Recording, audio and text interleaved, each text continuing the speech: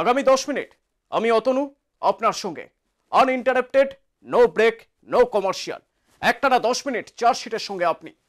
একটাই মাত্র আবদার, স্বামীর মৃত্যু যন্ত্রণা চিৎকার শোনাতে হবে তাকে।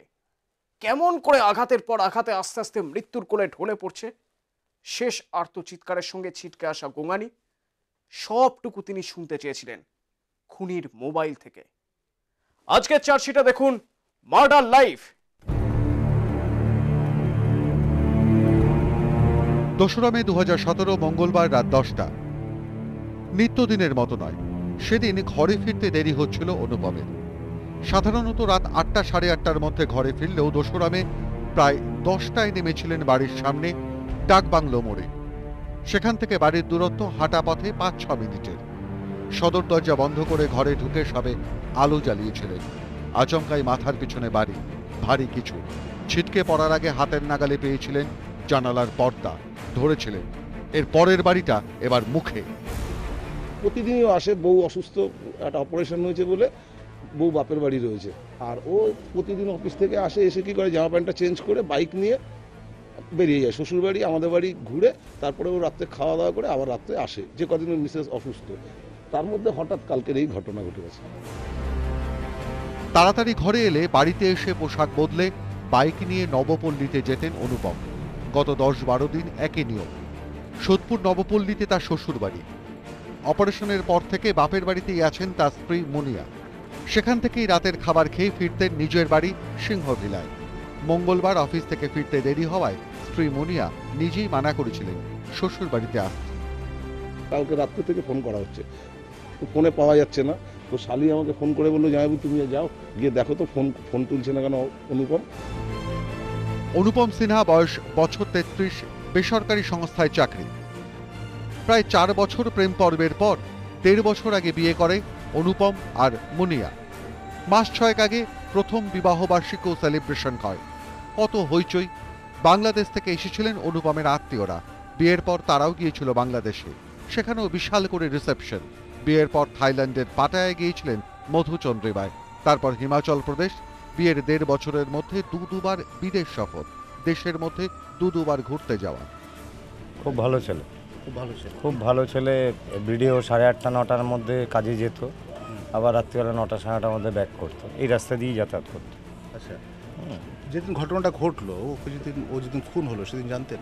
সেদিন তো ও সকালে আমার সঙ্গে দেখা, রোজই কথা বলে যায়, অফিসে গেল, কিন্তু রাত্রিবেলা যখন ফিরলো ওই 9টা 15 20। তখন দেখেছেন? হ্যাঁ, তখন দেখেছি, কিন্তু আমরা জেনেছি পরদিন 11:30। অনুপম আর মুনিয়াকে সুখী দম্পতি হিসেবেই জানত নবপল্লী আর হৃদয়পুরের বাসিন্দারা। স্বামী স্ত্রীর মধ্যে ঝগড়া বচসার ঘটনাও কখনো দেখেননি। একসময় নবপল্লীতেই বাড়ি ভাড়া নিয়ে থাকতেন অনুপম। সেই সময় শুরু দুজনের প্রেম পর্ব। তারপর বছর 1.5 আগে বিয়ে। বিয়ের পরও আনন্দে কাটছিল দুজনের। অনুপম ব্যস্ত তার চাকরি নিয়ে, আর বিয়ের পরপরই বারাসাত পুরসভায় কাজ পান মুনিয়া, কন্ট্রাকচুয়াল জব। ফলে সচ্ছলতাও ছিল পরিবারে। ওকে তো ছেড়ে দিতে পারতো, ও সেইটা যদি মনে ভেবে যদি ছেড়ে দিত, ছেলেটাও বেঁচে যেত। সবার ঘরে ঘরেই সন্তান আছে, সবার মায়ের কোল, যে এইভাবে যে মায়ের কোল খালি করলো, এটা তো খুবই অন্যায়। ঘটনার সময় অনুপমের হৃদয়পুরের বাড়িতে তার স্ত্রী মুনিয়া ছিলেন না, তিনি ছিলেন তার বাপের বাড়িতে।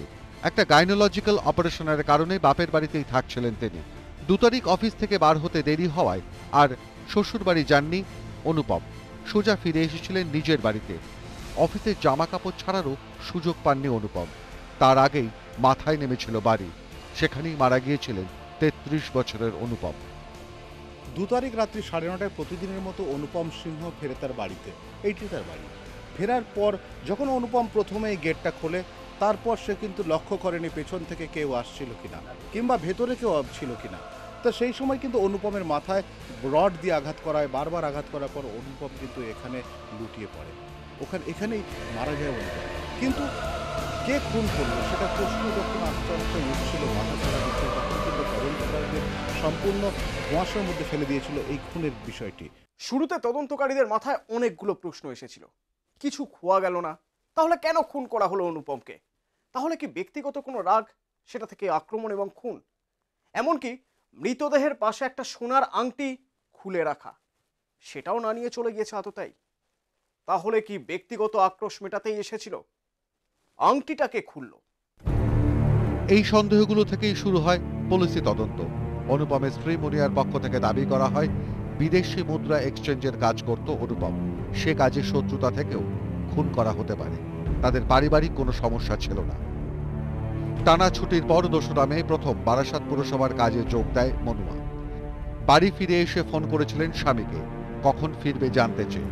তারপর থেকে দফায় দফায় একাধিকবার অনুপম জানায় ফিরতে দেরি হচ্ছে সেদিন। তখন মনুয়া অনুপমকে ফোন করে জানায় আজ আর শ্বশুর বাড়ি আসতে হবে না, অফিস করে হৃদয়পুরের বাড়িতে যেন চলে যায়। প্রতিদিন যে 8টা সাড়ে 8টার মধ্যে ঘরে ঢুকে পড়ে, তার দেরি হলে চিন্তা হয় স্ত্রীর। স্বাভাবিক কারণেই চিন্তিত ছিলেন মনুয়া। আচ্ছা, একটা মার্ডার ইনসিডেন্ট আছে, আমরা খতিয়ে দেখছি কি আছে। নাম কি ওর? অনুপম সিংহ। কি করতেন? পুরো ব্যাপারটা আমরা দেখছি, যার ইনিশিয়াল পেজে আছে। কিভাবে মার্ডার হয়েছে সেটা না দেখে তো বোঝা যাবে না। কজ অফ মার্ডার তো পিএম না করে বোঝা যাবে না। প্রাথমিকভাবে তদন্তকারীরাও সেই পথেই এগোচ্ছিলেন, কিন্তু বাদ সাধল ওই আংটিটা। সেই আংটি প্রথম বিবাহ বার্ষিকীতে স্বামীকে দিয়েছিলেন মনুয়া। সেই আংটি ছিল অনুপমের হাতে, কিন্তু ওই আংটি কেন আঙুল থেকে খুলে মৃতদেহের পাশে সাজিয়ে রেখে যাবে এতটাই? লুট করতে এলে, খুন করতে হলে ওই আংটি সহ দামি জিনিস নিয়ে পালিয়ে যাবে এতটাই? সেসব কিচ্ছু না করে খুনের পর আংটি খুলে সযত্নে মৃতদেহের পাশে সাজিয়ে রেখে যাবে কেন? তাহলে কি কোনো ব্যক্তিগত রাগ? ওই আংটি ছিল একটা প্রেমের প্রতীক অনুপম আর তার স্ত্রীর কাছে। তাহলে কি সেই প্রেমের পথে বাধা দিচ্ছে এতটাই? মনে হয়েছিল যে কোনো ইমোশনাল অ্যাটাচমেন্টের কোনো জায়গা থাকলেও থাকতে পারে। ওটা ওই আংটিটা এই মেয়েটা ওকে ওর ম্যারেজ অ্যানিভার্সারিতে দিয়েছিল। তো পরবর্তীকালে ছেলের কনফেশন থেকে যেটা জানা যায় যে ওর এটা ঠিক ভালো লাগছিল না যে ওর লাভারের বা ওর প্রেমিকের কোনো দেওয়া জিনিস অন্য কারোর হাতে থাকবে। তো সেটা একটা অ্যাঙ্গেল, কিন্তু সেটা তো ডিটেকশনের পরে আরো বেশি করে আমাদের কাছে রিফ্লেক্ট হয়েছে, আমরা এটা জানতে পেরেছি। এই সন্দেহকে মাথায় রেখেই যখন তদন্তের অভিমুখ ঘোরানো হয়, তখন উঠে আসে চমকপ্রদ তথ্য। অনুপমের স্ত্রীর ফোন থেকে শুধুমাত্র তার স্বামী অনুপমের কাছে ফোন যায়নি, ওই একই নম্বর থেকে ফোন গেছে আরও একটি নম্বরে। সেই নম্বরের মালিক অজিত বা বুবাই। এবং আশ্চর্যজনকভাবে প্রত্যেকটা ফোন অল্টারনেটিভ হয়েছে। অর্থাৎ একটি ফোন গেছে অনুপমের কাছে, তারপর সেই ফোন কেটে দ্বিতীয়বার ফোন গেছে সেই অজিত ওরফে বুবাই নামে ব্যক্তির কাছে। কে এই অজিত? অনুপমের স্ত্রী মুনিয়া, সে একজনের সঙ্গে, অজিত নামে একজনের সঙ্গে প্রেমের সম্পর্কে জড়িয়ে পড়েছিল এবং সেই প্রেমে এতটাই হাবুডুবু খাচ্ছিল যে সে অজিত একজন চাকুরিজীবী, সরকারি চাকুরিজীবী, তার সঙ্গে ঘর বাঁধার স্বপ্ন থেকে ফেলে। আর সেই ঘর বাঁধার স্বপ্ন থেকে কিন্তু আস্তে আস্তে স্ট্যাটাস মেনটেন, যেটা বলে স্ট্যাটাস মেনটেন করতে গিয়েই মুনিয়া এবং অজিত দুজন মিলে ষড়যন্ত্র করে অনুপমকে খুন করবার। আর 2 তারিখ রাত্রিবেলাতেই অনুপমকে খুন করে এই বাড়ির মধ্যে। 3রা মে থেকে 17ই মে তদন্ত চলে। প্রায় 14 দিন কেটে যায়। পুলিশ গ্রেফতার করে অনুপমের স্ত্রী মুনিয়া এবং অজিত বলে একটি ছেলেকে। পুলিশের দাবি দুজনেই ষড়যন্ত্র করে খুন করেছে অনুপমকে। অনুপমের স্ত্রী মুনিয়া এবং অজিতের মধ্যে নাকি প্রেমের সম্পর্ক ছিল বলেও জানা গেছে। স্বামীর সঙ্গে কথা বলার পরের ফোনটাই গিয়েছে অজিতের কাছে। কেন? এক ফুল দো মালি কেস, নাকি স্বামী ও প্রেমিক সম্পর্কের ভারসাম্য কি টলে গিয়েছিল? সেই কারণেই খুন? পথের কাঁটা সরাতে? কে খুন করলো অনুপমকে? তার পিছনেই বা কে রয়েছে? অজিত কি অনুপমের পূর্ব পরিচিত? এরকম হাজারো প্রশ্ন। জবাব মিলবে আগামীকাল চার্জশিটে। সোম থেকে শুক্র আমি অতনু থাকবো আপনার সঙ্গে নতুন ফরম্যাটের চার্জশিটে। কেমন লাগছে চার্জশিট জানান, মেল করুন p18chargesheet@nw18.com অথবা ফোন করুন 033616569999 এই নম্বরে। জানান আপনার এলাকার সেই বিপজ্জনক অভিজ্ঞতা যেগুলো চার্জশিটেড হতে পারে। Take care.